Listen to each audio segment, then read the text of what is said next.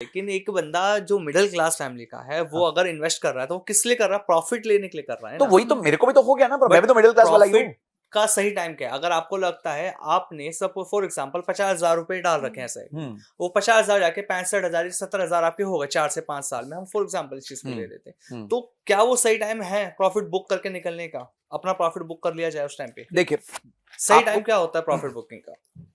मैं आपको वापस समझाता हूँ। कोई सही टाइम नहीं होता प्रॉफिट बुकिंग का। आपका गोल होता है, एवरीथिंग इज गोल बेस्ड। गोल है मेरे बेटे की शादी 10 साल बाद है, मुझे 50 लाख रुपए जमा करने हैं। अब उसके हिसाब से इन्वेस्टमेंट प्लान बनता है, और 10वें साल जब वो 50 लाख होता है, 45 लाख होता है, 55 लाख होता है, क्योंकि आप भगवान तो हो नहीं, आप क्या प्रेडिक्ट करोगे वो एग्जैक्टली राइट जाएगा। तो उस दिन तक जाते जाते ये 50 लाख बन जाता है। उस दिन आपके बेटे की शादी, आपने 50 लाख निकाले, शादी कर ली। जैसे पुराने जमाने होता है, ये जमीन है, जमीन से मैं बेटी की शादी करूंगा। गोल हो गया ना, पर्पस, पैसे को पर्पस देना है। तो आप जो एसआईपी कर रहे हो, एक एसआईपी आपने बांधी है 10 साल की। अब 10 साल के हिसाब से उसका एसेट एलोकेशन होता है, कितना मिड कैप में जाएगा, कितना स्मॉल कैप में जाएगा, कितना इंडेक्स फंड में जाएगा, क्योंकि 10 साल का आपके पास समय है और आपको 50 लाख रुपए चाहिए। आपने गोल बनाया, आपने गोल बनाया 3 साल बाद मुझे 10 लाख की गाड़ी लेनी है, उसके लिए एक निवेश करना है, तो वो गोल अलग है। 3 साल बाद जैसे ही राइट टाइम क्या है, 3 साल, क्योंकि आपको गाड़ी खरीदनी थी। एक आपने रखा 20 साल का कि भाई जब मैं रिटायर हो जाऊंगा, या 25 साल का मैं रिटायर हो जाऊंगा, तो वो गोल हो गया। राइट टाइम वो है जो आपने गोल सेट किया है। आपको गोल के लिए पैसा चाहिए, मस्ती के लिए नहीं चाहिए। आपने ये तय किया इस गोल को मैं इस पैसे से अचीव करूंगा। भाई मेरे को अगर 10 लाख रुपए चाहिए और मैं एक x 14% 13% सालाना रिटर्न बना सकता हूं, तो इतना अमाउंट ऑफ एसआईपी हर महीना डालना है। डलेगा तो आपका वो गोल अचीव हो जाएगा। अगर एक पर्सन पर मंथ 5,000 लेकर के चलते हैं, इन्वेस्ट करना चाहता है, अगर उसको एसआईपी में करना है तो उसको क्या सोच के करना होगा?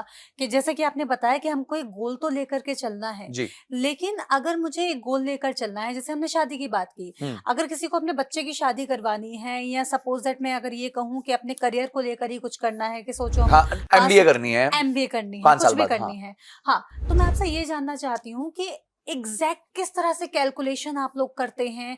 कैसे समझते हैं कि अगर 5,000 डालूंगा तो 5 लाख बन जाएंगे, अगर 10,000 डालूंगा तो 10 लाख बन जाएंगे? किस तरह से कैलकुलेशन होती है? देखिए, आपने बहुत अच्छा क्वेश्चन पूछा। इसमें ना फाइनेंशियल कैलकुलेटर्स आते हैं। ओके।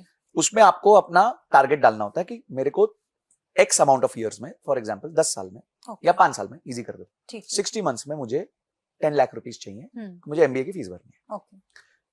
और आप कहते हो कि मैं इस तरह निवेश करूंगी कि मेरी जो निवेश है वो मुझे सालाना 12% रिटर्न देगी, क्योंकि हिस्टोरिकली रिटर्न्स 14% के आसपास रहे हैं। तो आप थोड़ा सा और सेफ हो जाते हो। अब तो 14 नहीं मिलेगा, क्योंकि 5 साल छोटा समय होता है, थोड़ी मार्केट वॉलेटिलिटी आ सकती है। तो 5 साल के हिसाब से आप 12% का रिटर्न पकड़ते हो, और रिवर्स वर्किंग करके आपको एक नंबर आता है कैलकुलेशन में कि इतनी एसआईपी कर दो या इतना लमसम कर दो। लमसम हो गया एक बार डालना। अगर आपके पास मोटा कॉर्पस है इस टाइम पे, समझो आपको 10 लाख चाहिए थे और आपके पास आज ही 2 लाख रुपए हैं, तो आप 2 लाख रुपए भी डाल सकते हो शुरू में। या आप कहते हो नहीं जी मैं 2 लाख तो है नहीं मेरे पास, मेरे को तो तनख्वाह से डालना है, मेरी तनख्वाह 50,000 है, मेरे को कितना डालना है 50,000 में से, ताकि मेरा 10 लाख बन जाए 5 साल में। तो वो नंबर अपने आप आ जाता है। अच्छा। आपके रिटर्न्स के हिसाब से। अब आप क्या करते हो, आप कहते हो जी समझो वो नंबर आ गया 20,000 रुपए महीना, फॉर एग्जाम्पल। अब आप कहते हो जी 20,000 रुपए को महीने को कहां डालूं ताकि 12% रिटर्न बने। तो पहला मैं डालती हूँ कि भाई मैं 5 साल का टाइम है, बहुत ज्यादा रिस्क नहीं लेते, तो 50% तो मैं इंडेक्स फंड में डाल देती हूँ। तो इंडेक्स फंड सेफ होते हैं, रीजनेबली सेफ होते हैं, इंडेक्स को मिमिक करते हैं, हिस्टोरिकली 14-15% का रिटर्न दिया है। तो आपने जी 10,000 रुपए पटक दिए एक इंडेक्स फंड में। इंडेक्स फंड में आपको लगता है जी 2 पकड़ लेती हूँ, आईसीआईसीआई का भी पकड़ लेती हूँ, एचडीएफसी का भी पकड़, नो प्रॉब्लम, वो तो कॉपी कर रहे हैं। बचा हुआ है 10,000 रुपए। आपको लगता है जी मैं अगले 5,000 रुपए जो है वो डाल देती हूँ लार्ज कैप फंड्स में। लार्ज कैप की मैंडेट क्या है कि वो रिलायंस में डालेंगे, टीसीएस में, देश की टॉप कंपनीज में डालेंगे। लार्ज कैप मतलब बड़ी कंपनी, कि उसमें भी कम रिस्क है पर रिटर्न्स थोड़े बेटर हो जाते हैं। और फिर है जी 5,000 रुपए मैं स्मॉल एंड मिड कैप में डालती हूँ, क्योंकि उसके रिटर्न्स बहुत अच्छे हो सकते हैं पर रिस्क थोड़ा ज्यादा होता है। पर मेरे पास 5 ही साल का टाइम है। यही समय अगर आपके पास 15 साल का है तो मैं कहूंगा जो 50% आप स्मॉल और मिड कैप में डालो। अच्छा। क्योंकि आप रिस्क ले सकते हो, आपके पास 15 साल का समय है। तो जब मैंने अपना पोर्टफोलियो डिजाइन किया तो मैंने 60% स्मॉल एंड मिड कैप में रखा, क्योंकि मेरे पास समय था और उसने मुझे जबरदस्त रिटर्न्स दिए। उसी के रिटर्न्स है जो मैं आज खा रहा हूं, पर वो मैंने डिसीजन लिया था। तो ये क्या है, ये बहुत कॉम्प्लेक्स चीज है। मतलब ये मैं आपको एग्जांपल्स दिए जा रहा हूं, पर ये हर बंदे की लाइफ पे, हर बंदे के फंड्स पे, हर व्यक्ति के रिस्क टेकिंग एबिलिटीज पे। आप बोलते हो संजय सर मेरे को तो रिस्क नहीं है, देखना ही टेंशन नहीं है, तो हो सकता है हम आपका आधा पैसा हाइब्रिड फंड्स में डलवाएंगे हम्म। कि जहां पे रिस्क बहुत कम हो जाता है फिर भी थोड़े से रिटर्न्स बनते हैं। तो आपकी खुद की पर्सोना क्या है? ठीक अब आप बोलते हैं सर कोई टेंशन ही नहीं है, 20 साल का पैसा खेलो, मेरे को तो 20 साल बाद अच्छा रिटर्न चाहिए, तो हम अलग तरीके से इन्वेस्ट करवाएंगे। तो ये जो सारी चीजें हैं ये टोटली डिपेंड करती हैं आपके गोल्स पे, आपकी पर्सनालिटी पे, आपके पर्सनल रिस्क टेकिंग एबिलिटी पे। अगर आप रिस्क ज्यादा लोगे तो उस हिसाब से होगा, रिस्क कम लोगे, आप बोलोगे सर हमें तो इतना रिस्क लेना है कि 5% क्रिप्टो में भी डाल दो, तो बिटकॉइन भी ले लो, ठीक है जी, पर हम ये नहीं कहेंगे कि 100 में से 100 बिटकॉइन ले लो, 100 में से 5 बिटकॉइन ले लो, ठीक है, ठीक है, अगर आपको थोड़ा है मन लेने का।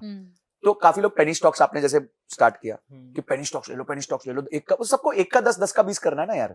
तो आप ऐसे मत सोचो, आपको ठीक है मेरे को वो मस्ती भी करनी है, पर 100 रुपए डालूंगा तो 5 रुपए से वो मस्ती करनी है। अगर मैं महीने का 1 लाख डाल सकता, सॉरी 1 लाख ज्यादा हो जाएगा, अगर मैं महीने का 10,000 डाल सकता हूँ तो समझो 500 रुपए से आप ये मस्ती कर लो कि ठीक है यार 70 पैसे का एक शेयर है, वो 70 पैसे के मैंने 1000 शेयर खरीद लिए, ठीक है, तो समझ आ गई, चलो 700 रुपए डाल दिए। अब वो भूल जाओ, अब सोचो आपने चाय पी ली उतने की, हर महीने ऐसे कुछ कर रो, एक कोई लग गया छक्का तो ठीक है, नहीं तो छोड़ दो, उतने में आपको भी सीख आ जाएगी छक्के लगते नहीं है। अच्छा छक्के लगते भी तो पूरा छक्का आप खाते नहीं हो, क्या होगा, आपने वो कथा तो सुन ली कि 70 पैसे का 1700 हो गया, पर जैसे वो 70 पैसे का 3 रुपए को आप बेच दोगे। तो ये ना तो हमारा मार्केट मैनिपुलेट हुई ना सर। देखिए मार्केट मैनिपुलेट होती है, होती रहेगी। हर्षद मेहता के टाइम पे मार्केट इतनी बुरी तरह मैनिपुलेट हुई, 100 दिन तक मार्केट बंद थी। आज 100 दिन मार्केट बंद है तो क्या हो जाए, आधे लोग तो मतलब देश छोड़ के चले जाए, छोड़ यार कुछ बचा ही नहीं। तो market will be manipulated, has been manipulated, ये चलता रहेगा कारवां। ठीक है। अब ये सब को आप कैसे बीट करते हो? लंबे समय तक निवेश करके।